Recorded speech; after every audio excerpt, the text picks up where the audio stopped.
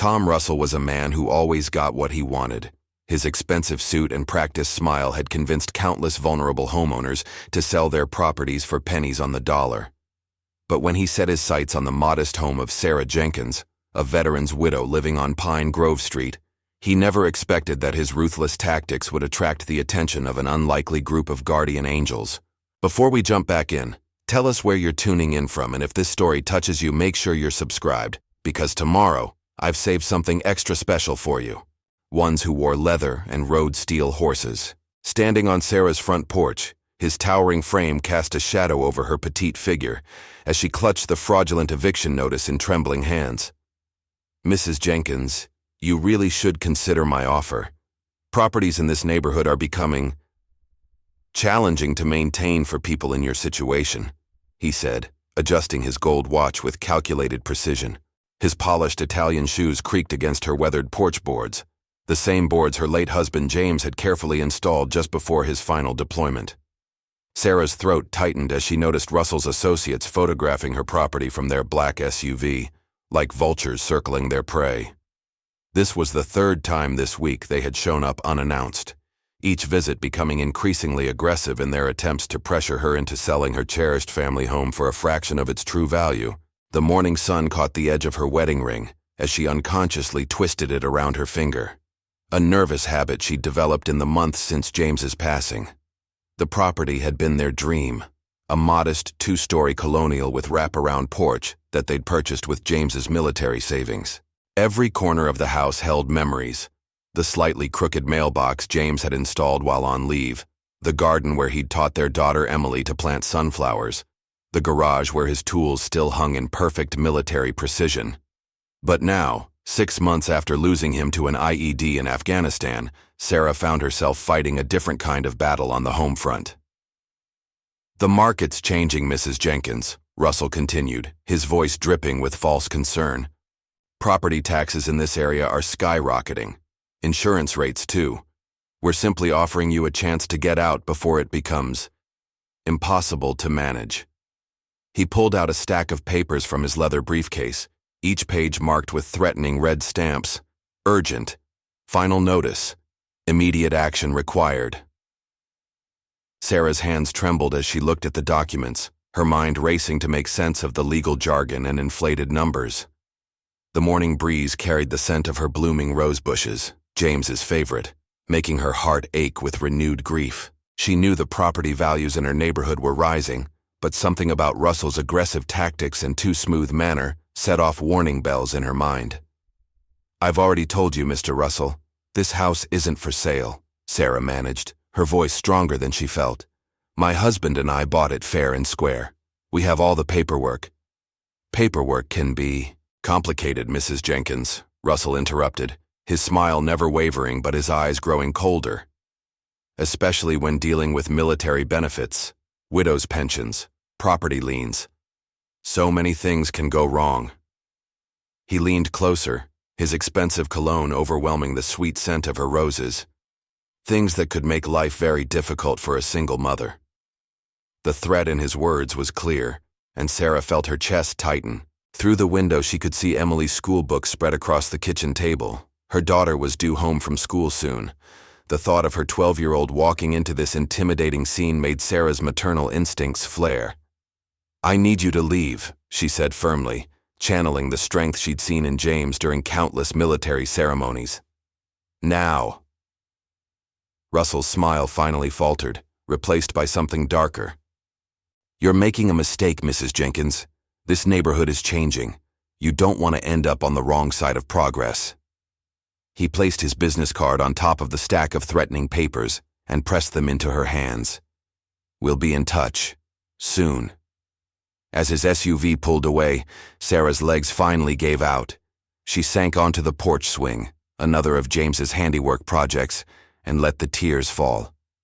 The stack of papers scattered around her feet in the morning breeze, each one a reminder of how vulnerable she'd become.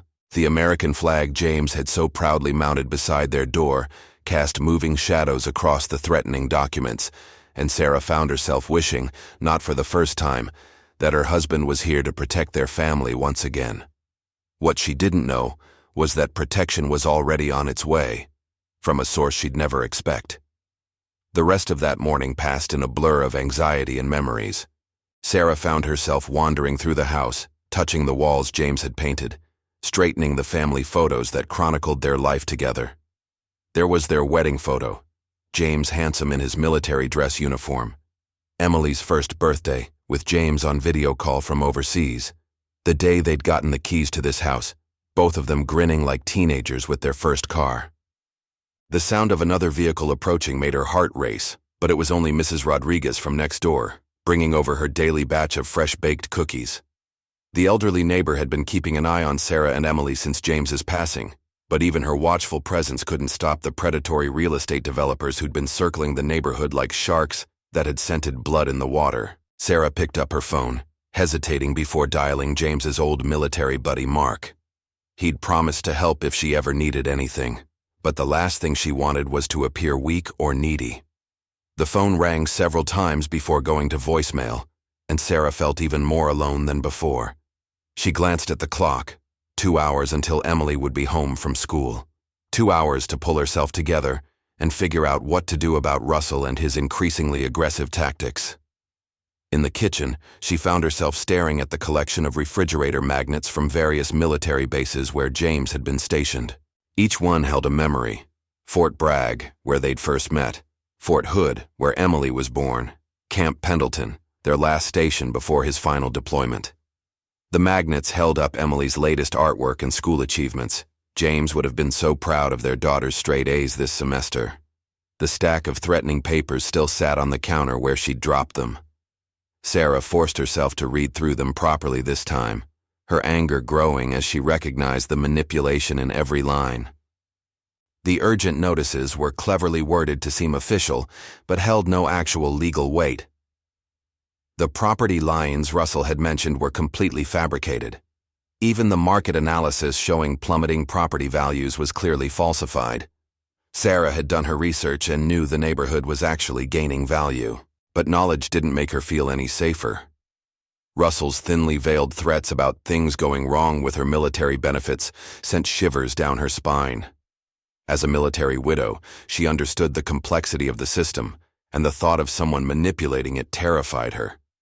She'd heard stories of other military families being pressured out of their homes through similar tactics, but she'd never imagined it would happen to her. A glance at James's bronze star displayed proudly on the mantel reminded her of his courage under fire. "What would you do, James?"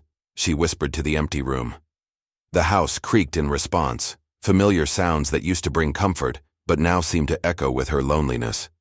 Sarah spent the afternoon trying to maintain a sense of normalcy, preparing Emily's favorite lasagna while fighting back waves of anxiety. The kitchen window offered a clear view of the street, and she found herself flinching at every passing car, half expecting Russell's black SUV to return. The house that had always been her sanctuary now felt like a fortress under siege. Emily bounded through the door at exactly 3:15 p.m., her backpack covered in military patches, each one a gift from her father during his deployments. "Mom, guess what?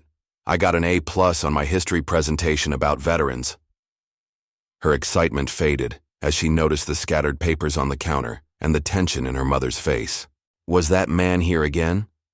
Sarah forced a smile, pulling her daughter into a tight hug. "Don't worry about that, sweetheart.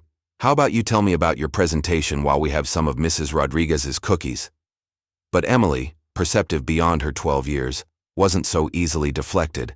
She picked up one of Russell's threatening letters, her father's military-instilled attention to detail evident in her furrowed brow. "Mom, these numbers don't make sense. Dad taught me about mortgages before he—" Her voice trailed off, the loss still too fresh. Sarah's heart ached, remembering how James had always emphasized the importance of financial literacy to their daughter. Even during his deployments, he'd send her math problems disguised as mission scenarios, determined to prepare her for the future. The evening progressed with mother and daughter going through their usual routine: homework at the kitchen table, dinner with the evening news playing softly in the background, and their nightly video call with James's parents in Michigan. Sarah didn't mention Russell's visit to her in-laws. They had enough to worry about with James's father battling cancer. Preparing and narrating this story took us a lot of time, so if you are enjoying it, subscribe to our channel. It means a lot to us. Now back to the story. Besides, admitting her struggles felt like failing the strong military wife image she'd maintained for so long. After tucking Emily into bed, Sarah retreated to the master bedroom she'd once shared with James. His side of the closet remained untouched, dress uniforms and civilian clothes hanging in perfect order. The familiar scent of his favorite cologne still clung faintly to the fabric, growing weaker with each passing month. She pulled out his old leather jacket, the one he'd worn on their first date, and wrapped it around herself like armor. On the bedside table, James's last letter sat in its worn envelope. She knew every word by heart, but she found herself reading it again. "Remember, Sarah, you're stronger than you know. You've been my rock through every deployment, every challenge. Whatever comes after I'm gone, face it with the same courage you've always shown. And remember, you're never alone. Our military family will always have your back." Military family. The words mocked her now. Where was that family when she needed them? The few local veterans she'd reached out to were sympathetic, but seemed hesitant to get involved with real estate developers. Some mentioned similar pressure tactics being used throughout the area, forcing out longtime residents to make way for luxury developments. A quick search on her phone revealed dozens of similar stories across the country. Veterans' families being pressured out of their homes through manipulation of benefits, falsified documents, and intimidation. The pattern was clear, but that knowledge didn't make her situation any less terrifying. Russell and his firm had clearly done this before, and they knew exactly how to exploit the vulnerabilities of military families. Sarah pulled out her worn notebook, a habit from her years as a military spouse, and began documenting everything: dates, times, conversations, threats both veiled and direct. James had always emphasized the importance of maintaining detailed records, especially when dealing with bureaucracy. "The best defense is good documentation," he used to say, usually with a wry smile that suggested personal experience with military paperwork. The clock on the wall, a wedding gift from James's unit, ticked steadily toward midnight. Tomorrow would bring another day of uncertainty, another possible confrontation. Sarah knew she needed help, but pride and years of handling challenges independently made it difficult to reach out. The military community had its own code. You take care of your own problems. You don't burden others with your struggles. You stay strong no matter what. But as she stared at the growing pile of threatening notices and fraudulent documents, Sarah realized this was bigger than her pride. This wasn't just about her anymore. It was about protecting the home James had worked so hard to provide for their family, about standing up to people who preyed on military widows, about teaching Emily to fight for what's right. She just didn't know how to fight this particular battle. Not yet. The morning brought no relief from Sarah's anxiety. She peered through her bedroom window at the first light of dawn, noticing an unfamiliar car parked across the street. Her instincts, honed by years as a military spouse, told her something was off. The vehicle, a silver sedan with tinted windows, had been there since at least 5 a.m. when she'd first woken from her fitful sleep. Making her way downstairs, Sarah's mind raced through her options. The local police had been sympathetic but unhelpful when she'd called about Russell's harassment, suggesting it was a civil matter that required legal intervention. Her modest widow's pension barely covered the monthly bills. Hiring a lawyer seemed impossibly out of reach. The morning routine provided some semblance of normalcy. She packed Emily's lunch, tucking in a note with one of James's favorite motivational quotes. "Courage doesn't mean you're not afraid. It means you face your fears head on." The irony wasn't lost on her as she watched her daughter board the school bus, wondering if she was living up to those words herself. By mid-morning, Russell's tactics escalated. A courier delivered a thick envelope containing what appeared to be official documents from the Department of Veterans Affairs. Sarah's hands trembled as she read through the papers, which suggested irregularities in her benefits claims. The implications were clear. Russell was making good on his threats to complicate her military benefits. "Mrs. Jenkins?" a voice called from the front yard. Sarah's heart jumped as she recognized Russell's associate, Amanda Chen, standing near her prized rose bushes. The woman's designer suit and perfectly manicured appearance seemed out of place among the blooming flowers James had planted. "We've received some concerning information about your property's compliance with local ordinances." Sarah stepped onto the porch, forcing herself to stand tall despite her racing heart. "This is private property. You need to leave."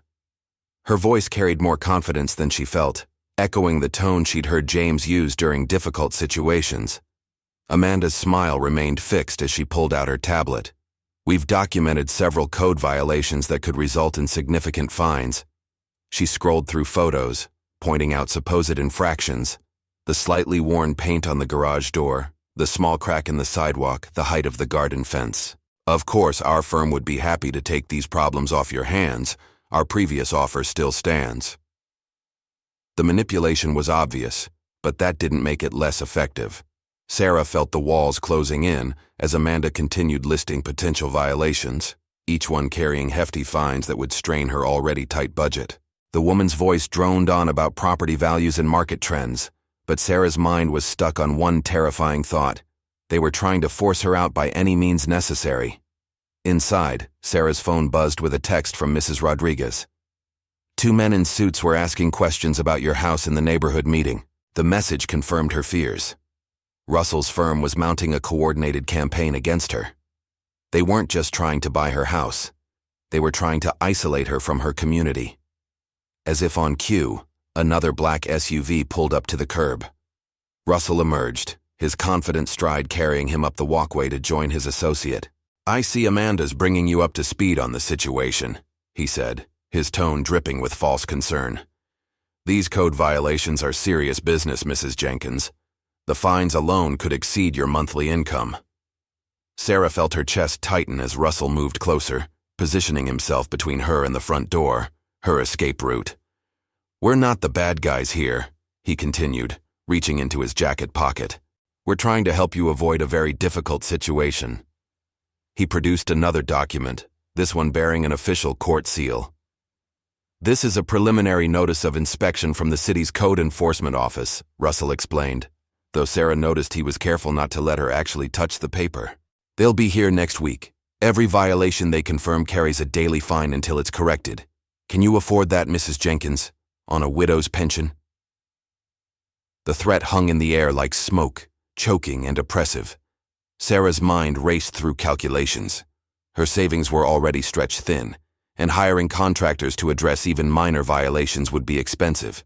The thought of Emily having to change schools, leave her friends, abandon the only home she'd ever known, it was almost too much to bear. "You have 24 hours to accept our offer," Russell declared, checking his gold watch for emphasis. "After that, we'll have no choice but to let the inspection proceed. Think about your daughter, Mrs. Jenkins. Think about what's best for her future." That evening, after Emily was asleep, Sarah sat at her kitchen table surrounded by papers, mortgage documents, military benefit statements, home insurance policies, and Russell's threatening notices. The contrast between the official documents and his fraudulent ones was clear, now that she really looked. But that knowledge offered little comfort. The weight of fighting this battle alone pressed down on her shoulders like a physical burden. She jumped at the sound of a car door slamming outside. Through the kitchen window, she could see two men in dark suits approaching her front door. Her heart raced as she recognized Russell's associates, the same ones who had been photographing her property earlier. The porch light cast ominous shadows as they posted something on her door, then quickly retreated to their vehicle. Sarah waited until their taillights disappeared around the corner before opening her front door. There, prominently displayed, was a notice of immediate code violation inspection, scheduled for 8 a.m. tomorrow morning.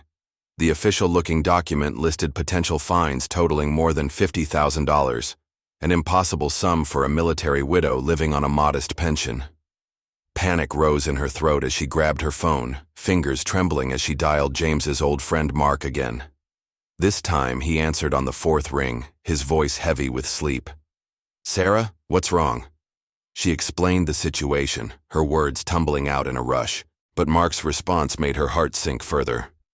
"I'm sorry, Sarah, but my hands are tied. These developers, they've got connections, deep ones. They've been doing this all over town, and nobody's been able to stop them. Maybe you should consider their offer. The betrayal stung worse than Russell's threats. Mark had been James's closest friend, had promised to look out for them. Now he was suggesting she give up the home they'd built together. Sarah ended the call, feeling more alone than ever. A noise from upstairs made her freeze. Emily stood on the staircase in her pajamas, clutching the stuffed bear James had given her before his last deployment. "Mom, are we going to lose our house?" The question broke something inside Sarah. Tears she'd been holding back for months finally spilled over as she pulled her daughter close. "I don't know, baby. I don't know." The admission felt like failure, like letting down not just Emily but James as well. Emily's small hands wrapped around her mother's shoulders. Dad would know what to do. He always knew what to do. The simple truth in those words cut deep. James had always been their protector, their problem solver, their rock. Without him, Sarah felt adrift in a storm she didn't know how to navigate. Unable to sleep, Sarah spent the next few hours going through old photos on her laptop. There was James at Emily's 5th birthday, teaching her to ride a bike in their driveway. James building the garden fence, his tools laid out with military precision. James in his dress uniform at their wedding, promising to protect and cherish her always. A new email notification popped up. Russell again, with detailed photos of every supposed code violation on her property. The timestamp showed 2:47 a.m. They weren't even trying to hide their harassment anymore.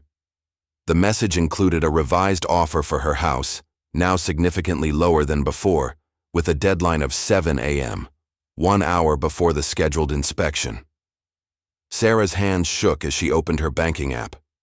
The numbers stared back at her, cold and unchanging.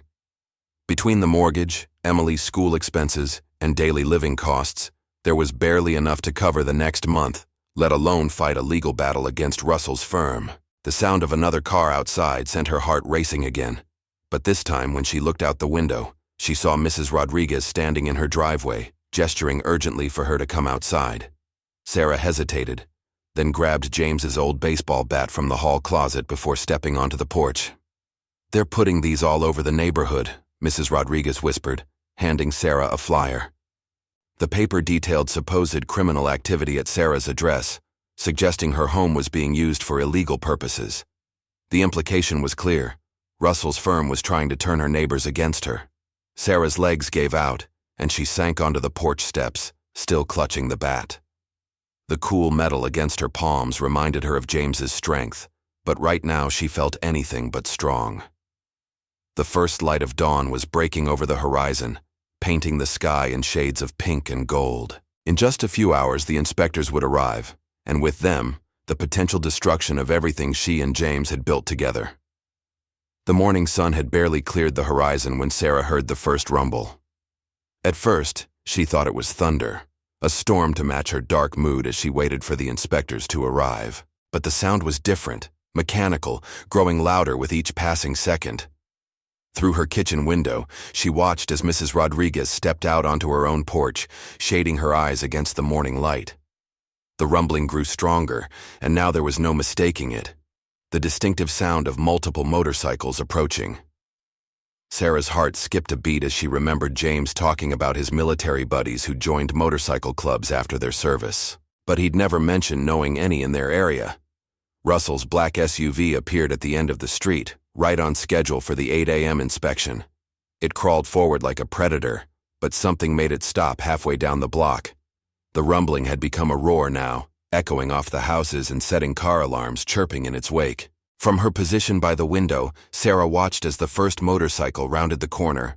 The rider was massive, his leather vest covered in military patches and ribbons that caught the morning light. Behind him came another, then another, until the entire street seemed to vibrate with the collective thunder of their engines. Neighbors emerged from their homes, coffee cups in hand, watching the spectacle unfold. The lead rider pulled up directly in front of Sarah's house, positioning his bike between her property and Russell's idling SUV. His helmet bore the emblem of the Marine Corps, James's branch of service. One by one, the other riders formed a line behind him, creating an impromptu barrier across the street.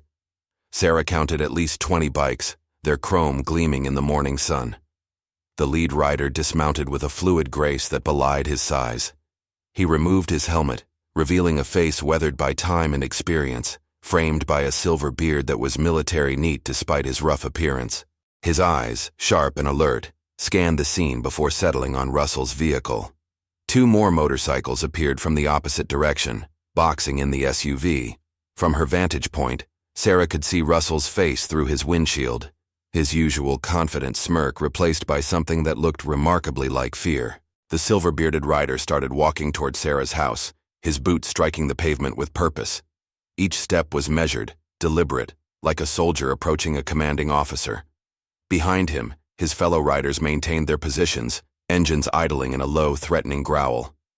Sarah's doorbell rang, causing her to jump. Through the peephole, she saw the silver-bearded rider standing at attention, his posture straight as any active-duty Marine. With trembling fingers, she opened the door, clutching James's baseball bat like a lifeline. "Mrs. Jenkins?" His voice was deep but gentle, carrying the same tone of respect Sarah had heard countless times at military functions. "My name is Jack Harrison, 2nd Battalion, 3rd Marines. I served with James in Fallujah." The bat slipped from Sarah's grasp, clattering against the porch boards. Jack's eyes flickered to it, then back to her face, a hint of approval in his expression. "James was one of our own, ma'am, when we heard what was happening here." He gestured to the assembled riders, each one sitting alert on their machines like sentries at their posts. From the street came the sound of car doors opening. Russell and his associates had emerged from their SUV, but they stayed close to their vehicle, casting uncertain glances at the wall of motorcycles and leather-clad riders blocking their path. "The Veterans Motorcycle Association has lawyers, Mrs. Jenkins," Jack continued, producing a business card that bore both military and legal credentials. "Good ones. They specialize in cases like yours, predatory real estate practices targeting military families." He paused, his expression darkening. "We've been tracking these people for months. You're not their first target, but with your permission, you'll be their last." Behind Jack, Sarah could see more bikes arriving, filling the street with the low rumble of idle engines.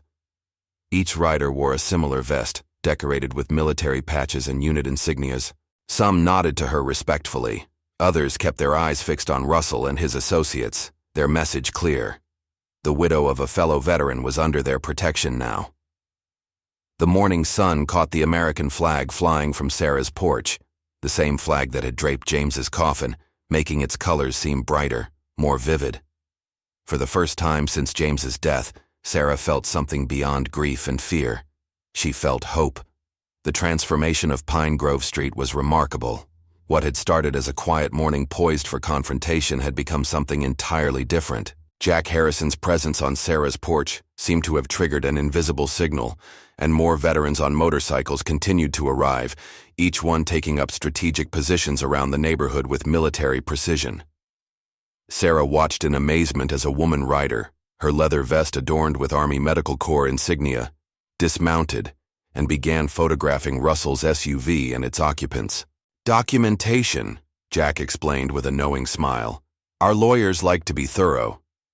Another rider, his prosthetic leg visible beneath his jeans, was videotaping the entire scene while speaking quietly into a phone. Russell finally found his voice, straightening his expensive tie as he took a few tentative steps forward. "This is a private matter," he called out, trying to project his usual authority, but failing to mask the tremor in his voice. "We have legitimate business here." "Legitimate?" Jack's voice cut through the morning air like a drill sergeant's command. He descended Sarah's porch steps with measured precision, each movement calculated and controlled. "Let's talk about legitimate, Mr. Russell. Let's talk about your pattern of targeting military widows across 3 states. Let's discuss the falsified VA documents your firm has been using to intimidate these families." The color drained from Russell's face. Behind him, his associates began retreating toward their vehicle. The woman with the camera continued documenting everything, her lens capturing their every reaction. A new motorcycle arrived, this one carrying a rider whose vest identified him as Judge Matthews, USMC Ret. He parked his bike and approached the group, carrying a leather briefcase that looked out of place with his riding gear. "Mrs. Jenkins," He nodded respectfully to Sarah before turning to face Russell. "I've reviewed the documents your firm has been distributing. Falsifying federal documents is a serious offense. The VA's legal department is very interested in speaking with you." Sarah felt a gentle touch on her arm. The female rider had moved to stand beside her, offering silent support. "I'm Rebecca," she whispered. "Army nurse. Served with James in his second deployment. He saved my life in Kandahar." Her eyes gleamed with unshed tears. "We take care of our own." The street had become a sea of leather vests and military patches, each rider representing a different branch, unit, or era of service, but all united in purpose.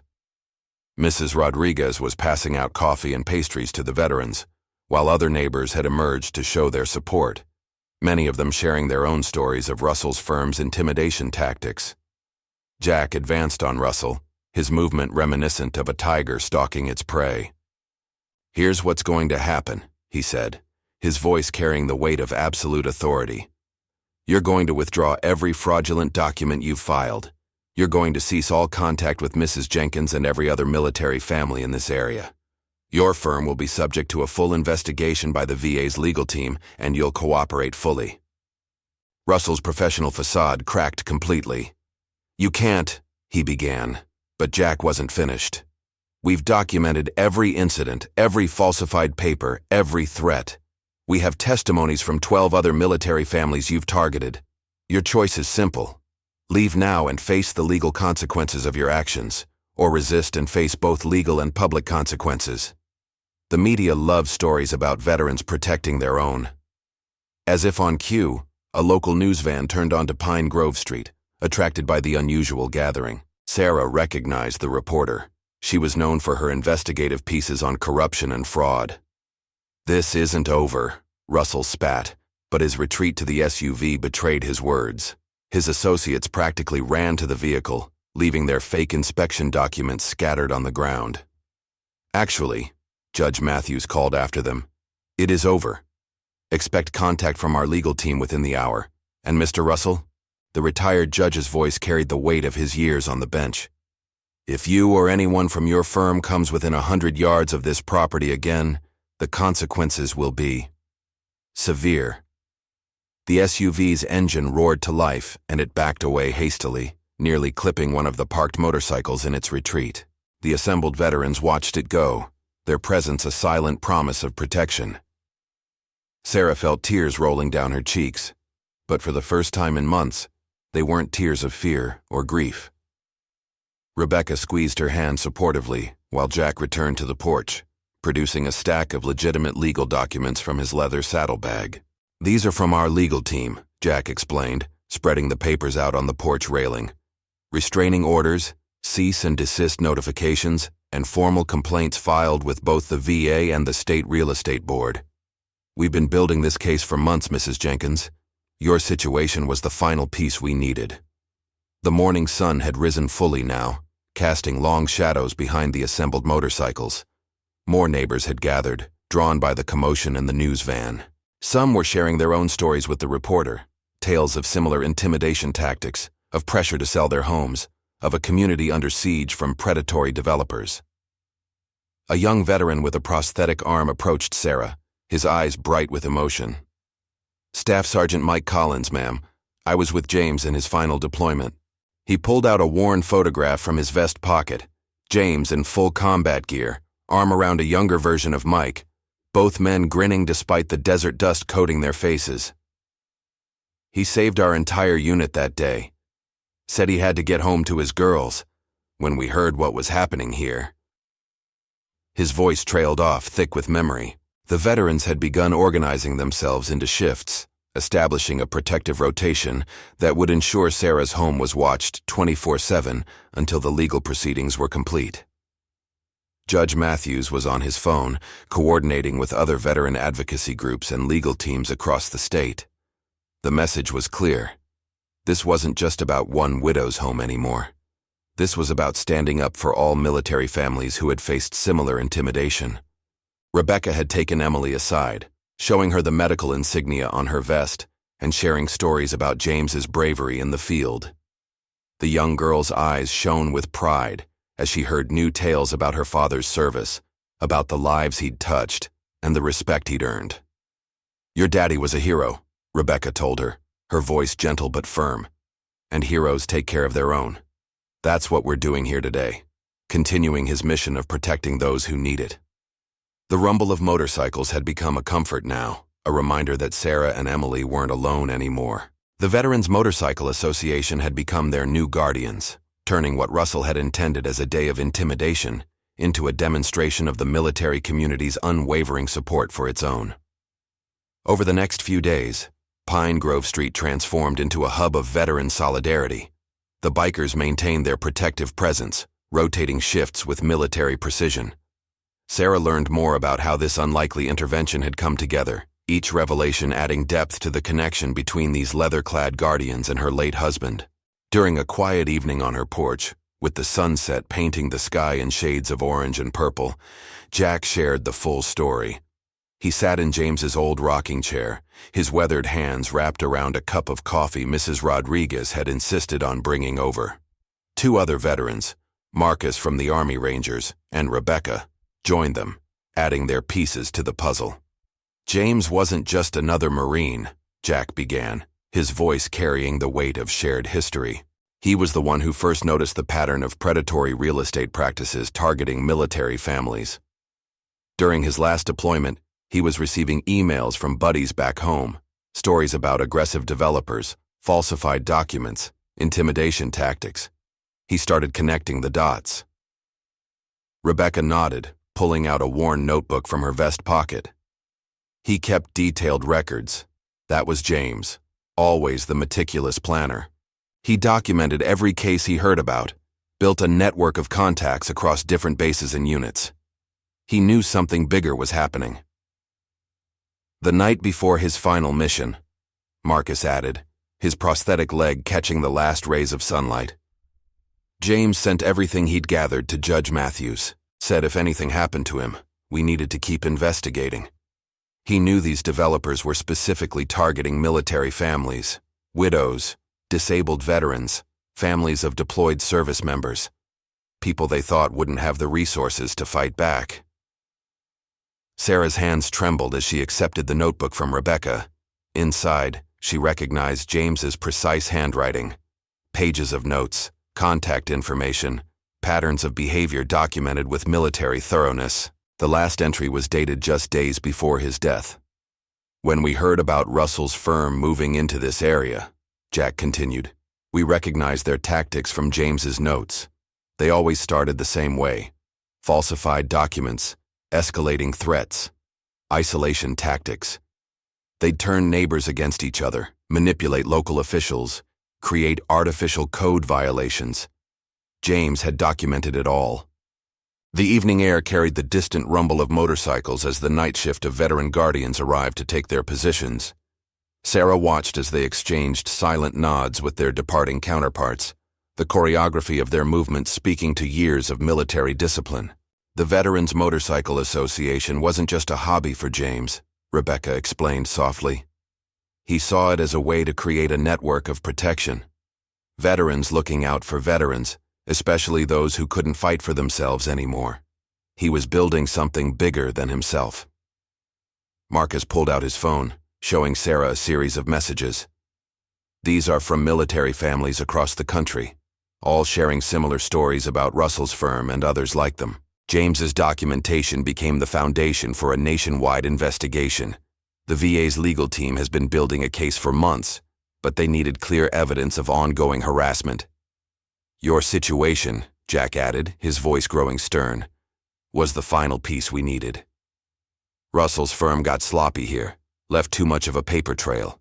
Their threats were more explicit, their tactics more aggressive. They thought they could intimidate a widow into submission. They didn't know they were dealing with James Jenkins' family." Sarah's eyes filled with tears as she read through James's notebook. Between the lines of investigation notes and tactical observations, she found small personal additions. His hopes for Emily's future, his dreams for their home, his determination to protect other military families from exploitation. The day before he died, Rebecca said quietly. James made us all promise something. He said if anything happened to him, we needed to finish what he started. Not just protecting individual families, but exposing the entire network of predatory developers targeting military communities. He called it Operation Guardian Angel. The porch fell silent, except for the gentle creak of Jack's rocking chair. In the growing darkness, the veterans' leather vests seemed to blend into the shadows, but their presence remained strong and reassuring. Each of them wore a small pin on their vests, a pair of wings surrounding a shield, the symbol of Operation Guardian Angel. Tomorrow, Jack announced, checking his phone. The VA's legal team arrives to take formal statements. Judge Matthews has coordinated with state authorities to launch a full investigation into Russell's firm. But more importantly, we're here to fulfill a promise made to a brother in arms. James protected us in combat. Now we protect his family at home. The next morning brought a flurry of activity to Pine Grove Street. Veterans Affairs officials arrived in pressed suits, carrying briefcases full of documentation that would expose the full scope of Russell's operation. But it was the arrival of another group that truly captured the neighborhood's attention. Dozens of military families from across the state, each with their own story of survival against predatory developers. They gathered in Sarah's backyard, which had been transformed into an impromptu meeting space. Folding chairs appeared from neighbors' garages, and Mrs. Rodriguez orchestrated a continuous flow of coffee and homemade empanadas. The veterans maintained their protective perimeter, their bikes gleaming in the morning sun, while inside the gathering, a deeper story began to unfold. Maria Torres, a Navy widow from the next county over, shared how Russell's firm had tried to force her out of her home 6 months ago. They used the same tactics, she explained, her teenage son nodding beside her. Fake violations, threats about our benefits, mysterious problems with our paperwork. But then the bikers showed up, just like they did here. Judge Matthews, still in his riding leather but now commanding attention like he was back in his courtroom, laid out the historical pattern. James Jenkins wasn't just documenting individual cases, he explained, spreading maps and timelines across a makeshift table. He was uncovering a systematic targeting of military communities. These developers would move into areas with high concentrations of veteran families, particularly those with deployed service members or recently deceased veterans. The judge pointed to red marks on the map, each representing a documented case. They'd start with the most vulnerable: widows, disabled veterans, elderly couples, create pressure through false citations, manipulate local zoning boards, even plant stories in community papers about declining property values. Once they forced out the first few families, the others would follow, selling their homes for a fraction of their worth. Sarah watched as family after family came forward, adding their experiences to the growing timeline. The pattern was undeniable. The same tactics, the same threats, often the same company operating under different names. Through it all, James's notebook sat open on the table, his precise handwriting a testament to his foresight. Rebecca, the Army nurse, shared her own connection to the investigation. James noticed the pattern during his last deployment. He'd received letters from veterans back home, all describing similar situations. He started connecting them with legal resources, veteran advocacy groups, but he knew it wasn't enough. That's when he began building the network. The Veterans Motorcycle Association, it turned out, was just one part of James's larger vision. He had been coordinating with veteran support organizations across the country, creating a database of predatory practices and building a network of resources for targeted families. His final mission wasn't just about protecting individual homes. It was about preserving entire military communities. The developers counted on our isolation, Jack explained, his voice carrying across the gathered crowd. They thought military families wouldn't fight back, that we'd be too proud to ask for help, too overwhelmed to resist. They didn't understand what James did, that our strength comes from standing together. A young veteran in a Marine Corps cap stepped forward, introducing himself as Lieutenant Cooper. I served under Captain Jenkins in his last deployment. The night before the mission, he pulled me aside, gave me a USB drive full of documentation, said if anything happened to him, make sure it got to the right people. He knew the risks he was taking, but he went out anyway. That was James, always putting others first. The gathered families listened intently as Cooper described James's last hours, how he had insisted on leading the patrol despite having gathered enough evidence to return home. He said there were still Marines out there who needed him. That's who he was, always looking out for others, always fighting for what was right. Sarah felt Emily's hand slip into hers as they listened to these stories about James, not just as a husband and father, but as a protector, a leader, a man who saw injustice and refused to look away. The garden where they sat had been his project. He'd spent his last leave planting trees and flowers, creating a space for his family to find peace. Judge Matthews concluded the morning's gathering with a solemn announcement. Thanks to James's documentation and the evidence gathered by the VA, we're not just stopping one developer. We're exposing an entire network of predatory practices. The investigation has expanded to include cases in 12 states. This isn't just about saving homes anymore. It's about honoring a fallen brother's last mission. The confrontation with Russell's firm came to a head on a bright Tuesday morning, exactly 1 week after the bikers' first appearance on Pine Grove Street. The VA's legal team had worked through the weekend, combining James's documented evidence with new testimonies from affected families. The result was overwhelming, a pattern of fraud and intimidation that stretched across multiple states and affected hundreds of military families. Russell arrived at the scheduled meeting at the VA's regional office looking considerably less confident than he had on Sarah's porch. Gone was the expensive suit and gold watch, replaced by a more subdued appearance that suggested sleepless nights and mounting pressure. His legal team flanked him, their expressions grim as they faced the assembled group of veteran advocates, federal investigators, and military family representatives. Judge Matthews, now in a formal suit but still wearing his veteran's pins, led the proceedings. The conference room was packed. Sarah sat between Jack and Rebecca, while other members of the Veterans Motorcycle Association lined the walls, their presence a silent reminder of the community's strength. Through the windows, Sarah could see dozens of motorcycles parked outside, their chrome gleaming in the morning sun. "Mr. Russell," Judge Matthews began, his voice carrying the weight of both military and judicial authority, "we have documented evidence of your firm's involvement in over 300 cases of predatory real estate practices targeting military families. The pattern is consistent with the investigation initiated by Captain James Jenkins before his death." The judge methodically laid out the case, page by page, incident by incident. Sarah watched as Russell's face grew increasingly pale. The evidence was damning. Falsified VA documents, manipulated property assessments, coordinated harassment campaigns, all meticulously documented in James's records and corroborated by new testimonies.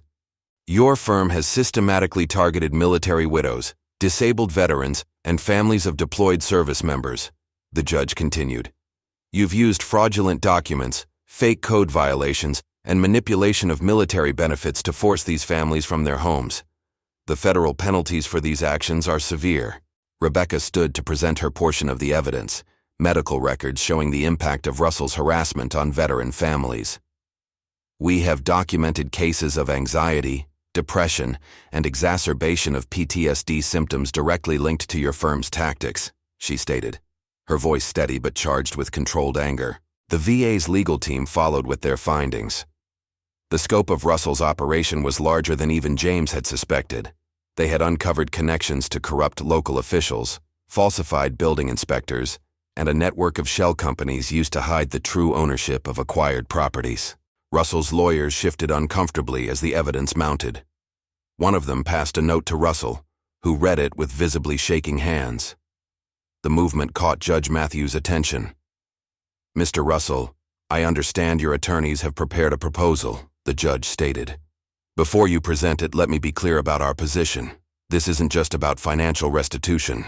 This is about justice for our military families and preventing these practices from continuing." Russell stood, his voice barely above a whisper.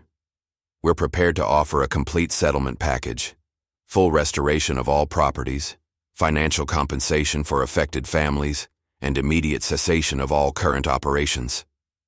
He paused, swallowing hard. "We'll also provide complete documentation of all similar operations we're aware of, including those run by other companies. The room erupted in murmurs.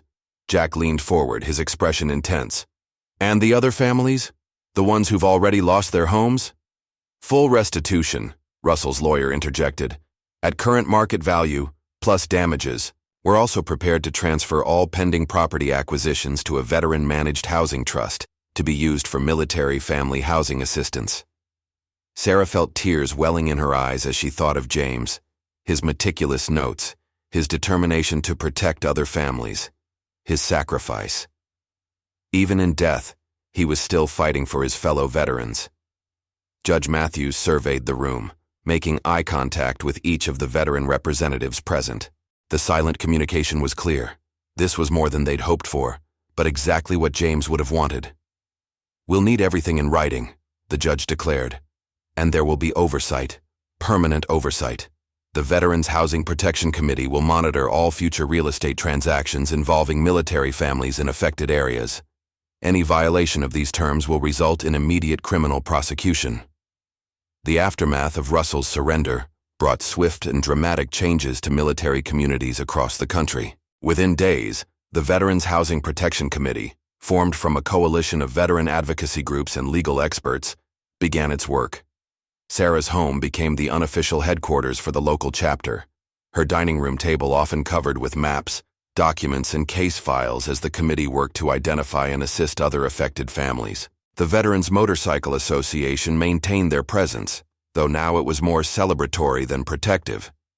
They organized community events, helped with home repairs, and established a permanent support network for military families in the area. The rumble of motorcycles became a familiar comfort on Pine Grove Street, a reminder of the strength found in unity. Emily thrived in the renewed sense of community. The young girl who had once been afraid to invite friends over now hosted weekly study groups in the backyard. Veterans would often stop by to share stories about James, each tale adding new dimensions to her understanding of her father's legacy. She started a school project documenting the stories of military families in the neighborhood, earning recognition from both her teachers and the local veterans organizations. The practical impact of the settlement began to materialize. Russell's firm, as promised, provided full documentation of their operations, leading to investigations in multiple states. The evidence they surrendered exposed a network of corrupt officials and unethical developers who had preyed on military families for years. Local government offices underwent thorough audits, resulting in several resignations and criminal charges. Sarah's home received a complete renovation, courtesy of the settlement funds. The veterans insisted on overseeing the work themselves, ensuring every repair met their exacting standards. Jack supervised the roof replacement personally, while Rebecca coordinated with other military spouses to redesign the garden, incorporating elements that honored James's memory. The housing trust established from Russell's surrendered properties became a model for veteran community support. Empty homes were renovated and offered to military families in need, with special preference given to widows and disabled veterans. The trust also provided legal assistance and property management support, ensuring no military family would face housing insecurity alone again. Mrs. Rodriguez's informal support network expanded into a formal community organization. Her kitchen became a gathering place for military spouses, where they shared resources, advice, and the kind of understanding that only comes from shared experience. The aroma of her empanadas often drew veterans from their patrol routes, leading to impromptu storytelling sessions that lasted well into the evening. The transformation extended beyond Pine Grove Street. Other neighborhoods began establishing their own veteran support networks, using James's documentation as a template. The VA incorporated his findings into their training materials, teaching military families how to recognize and resist predatory housing practices. His notebook, now digitized and expanded, became required reading for veteran advocacy groups across the country. Judge Matthews worked with state legislators to draft new laws protecting military families from real estate fraud. The Jenkins Act, as it came to be known, established strict penalties for developers who targeted military communities and created a special oversight committee to monitor real estate transactions involving veteran families. Sarah found herself increasingly involved in the advocacy work, speaking at veteran events and sharing her story with other military families. The quiet widow, who had once felt powerless in the face of intimidation, became a powerful voice for veteran rights. She carried James's mission forward, ensuring that his final battle continued to protect others long after his sacrifice.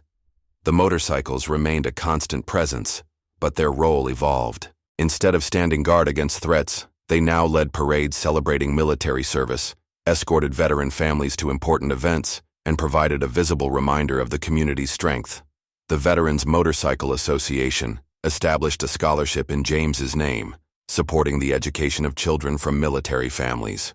1 year after Russell's surrender, Pine Grove Street hosted a community celebration. Veterans and their families gathered in Sarah's newly renovated backyard, sharing stories and breaking bread together.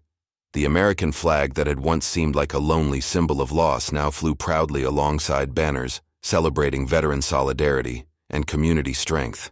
Emily had prepared a special presentation for the celebration, displaying her school project about military families on boards arranged throughout the yard. Her collection of interviews, photographs, and historical documents told a powerful story of resilience and community. The project had earned her not just an A+, but also recognition from the state's Department of Veterans Affairs, who requested permission to use it in their educational materials. The practical impact of James's work continued to ripple outward. The Veterans Housing Protection Committee established satellite offices in military communities across the country, each one staffed by volunteers trained to recognize and prevent predatory practices. They created a nationwide database of approved contractors, real estate agents, and property managers who specialized in working with military families. Local businesses, inspired by the community's transformation, began offering special programs for veteran families. The hardware store provided discounted materials for home repairs, while local contractors offered free inspections and maintenance advice. The community college started a program teaching basic home maintenance and repair skills to military spouses, ensuring they had the knowledge to protect their investments. The settlement funds were carefully managed to create lasting change. Beyond individual restitution, money was set aside for community improvements, legal support services, and emergency assistance for military families in crisis. A portion was dedicated to maintaining James's database and continuing his research, ensuring that predatory practices could be identified and stopped before they took root in other communities. As the celebration continued into the evening, Sarah watched the next generation of military children playing in the yard, their laughter mixing with the steady conversation of veterans and families sharing their stories. The practical outcomes of their victory extended far beyond saved homes and legal settlements. They had built something James would have been proud of, a community that looked after its own, that turned vulnerability into strength, and that ensured no military family would have to face their battles alone. The emotional weight of everything that had happened finally hit Sarah one quiet evening, 2 weeks after the community celebration. She sat on her porch swing, wrapped in James's old leather jacket, watching the sunset paint the sky in shades that reminded her of his dress uniform medals. The street was peaceful, with just the occasional rumble of a passing motorcycle, veterans still keeping their promise to watch over their own. Rebecca joined her on the porch, bringing 2 cups of Mrs. Rodriguez's special chamomile tea. The Army nurse had become more than just a protector. She was now a close friend who understood the complex emotions of being a military widow. They sat in comfortable silence, watching Emily in the front yard where she was showing some younger neighborhood kids her father's military coins. "James would be proud," Rebecca said softly, nodding toward Emily. "Not just of what she's become, but of how you've carried his mission forward." She pulled out a worn photograph from her vest pocket, a group shot from their deployment, James standing tall among his fellow soldiers. He always said the true measure of a warrior isn't just how they fight, but what they fight for. Inside the house, Sarah could hear Jack and other veterans setting up for tomorrow's first official meeting of the newly established Jenkins Foundation. The organization, born from the settlement and community support, would work to protect military families across the country. Sarah had been unanimously chosen as its first director, a position that felt like both an honor and a continuation of James's legacy. "I used to think being strong meant handling everything alone," Sarah admitted, watching a group of bikers slow down as they passed her house, each one offering a respectful nod. "James tried to tell me that true strength comes from community, from standing together. I understand that now," The evening brought more visitors: Maria Torres and her son, Judge Matthews with his granddaughter, and several other military families who had become regular fixtures in Sarah's life. They gathered in the living room, where James's military photos now hung alongside pictures of the community he had helped create. The walls that had once felt like they were closing in now seemed to expand with each new person who entered, carrying dishes for their weekly potluck dinner. Emily had started a tradition of asking each visitor to share a story about military life, about overcoming challenges, about finding strength in unexpected places. She recorded these stories in a leather-bound journal, a gift from the Veterans Motorcycle Association, creating a living history of their community's resilience. "Mom," Emily called from the yard, "tell them about Dad's garden." Sarah smiled, remembering James's insistence on planting perennials, flowers that would return year after year, growing stronger with each season. It seemed prophetic now, how he had built something meant to last, meant to sustain others long after he was gone. The evening air carried the scent of those flowers as more people arrived. Mrs. Rodriguez brought her famous empanadas, while Marcus wheeled himself up the ramp the veterans had installed, carrying his guitar. Music and laughter began to fill the house, not erasing the pain of loss, but transforming it into something different, something healing. Sarah found herself sharing stories too, not just about James's final mission, but about their life together, about the small moments that had shaped their family. She talked about his dedication to helping others, his belief in the power of community, his vision of veterans supporting veterans. With each story, she felt the weight of grief shifting, making room for something new, not moving on but moving forward, carrying his spirit with her. The Jenkins Foundation office, set up in what had once been their formal dining room, was filled with photographs of successful interventions, of homes saved, of families protected. Each picture represented a victory, not just over predatory developers, but over isolation and fear. The foundation had already helped 30 families in the past month alone, creating a network of support that stretched across state lines. As night fell, the gathered community moved to the backyard, where Jack had set up a projector. Together, they watched videos of James, clips from deployment ceremonies, family gatherings, and his work with veteran groups. His voice, strong and clear, spoke about unity, about protecting those who couldn't protect themselves, about the unbreakable bonds of military family. 1 year to the day after the bikers first arrived on Pine Grove Street, the community gathered for a special dedication ceremony. The Jenkins Veterans Community Center, built with settlement funds and community donations, stood as a testament to the power of unity and the enduring spirit of military families. The modern building, with its impressive facade and welcoming design, occupied what had once been abandoned property seized from Russell's firm. Sarah stood at the podium, looking out over the assembled crowd. Veterans in leather vests mingled with military families in their Sunday best, while local officials and media representatives gathered to document this milestone. Emily sat in the front row, proudly wearing her father's dog tags, her school project about military community resilience now a permanent exhibition in the center's main hall. "A year ago," Sarah began, her voice steady and strong, "I thought I was alone in my struggle. I was a widow trying to protect my home, facing forces that seemed too powerful to fight. But I learned something my husband James had known all along, that in the military community, no one fights alone." The morning sun glinted off the hundreds of motorcycles parked in neat rows, their chrome and leather a reminder of the unexpected guardians who had changed everything. Jack stood at attention near the building's entrance, his silver beard now trimmed but his protective presence unchanged. Rebecca and other veteran supporters flanked the crowd, their poses unconsciously military precise. "This center," Sarah continued, gesturing to the building behind her, "represents more than just a victory over those who would prey on military families. It represents the truth that James fought to protect, that our strength lies in our unity, our power in our commitment to each other." Judge Matthews stepped forward to share the latest statistics. Over 500 military families protected from predatory practices, 40 corrupt developers exposed, and new legislation passed in 12 states. The Jenkins Act had become a model for military family protection, studied and implemented across the country. But the numbers told only part of the story.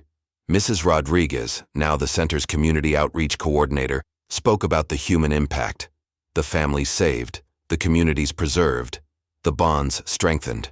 Her accent thick with emotion, she described how the center had become a beacon of hope, offering everything from legal assistance to counseling services, from home repair workshops to veteran support groups. Emily's presentation followed, her young voice clear and confident as she shared what she had learned about community and courage.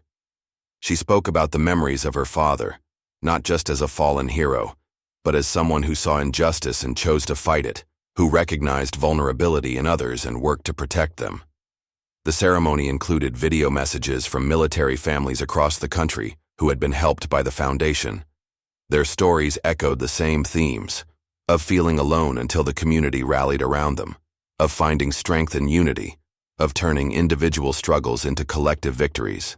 As the formal presentations concluded, Sarah unveiled the center's motto, inscribed in bronze above the entrance: "Standing together, fighting as one, in memory of Captain James Jenkins." The words caught the morning light, a permanent reminder of the principles that had brought them all together. The gathered crowd moved inside for tours of the facility. The main hall showcased the history of their movement, from James's original notebooks to photographs of the bikers' intervention, from Emily's school project to documentation of legislative victories. One wall was dedicated to an interactive display where visitors could share their own stories of community support and military family resilience. Outside, the Veterans Motorcycle Association conducted their traditional ride-by salute, the thunder of their engines echoing off the buildings like a rolling tribute. The sound was no longer a warning to predators, but a celebration of community strength, a reminder of the unexpected ways support can arrive.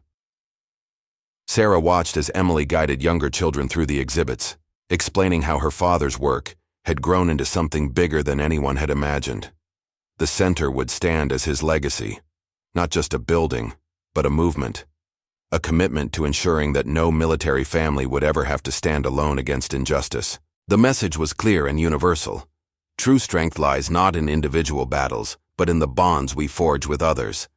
The veterans who had come to Sarah's aid had demonstrated that the principles of military service, loyalty, protection, unity, extend far beyond active duty. They had shown that the promise to leave no one behind doesn't end with military service, but continues in civilian life, taking new forms, but remaining just as vital. As the sun reached its peak, casting its light through the center's windows and illuminating the gathered community, Sarah felt James's presence in every corner of the building, in every face of the assembled crowd, in every promise kept, and every family protected. This was his final mission, carried forward by all of them, a mission that would continue to protect and unite military families for generations to come. Up next, you've got 2 more standout stories right on your screen. If this one hit the mark, you won't want to pass these up. Just click and check them out. And don't forget to subscribe and turn on the notification bell so you don't miss any upload from us.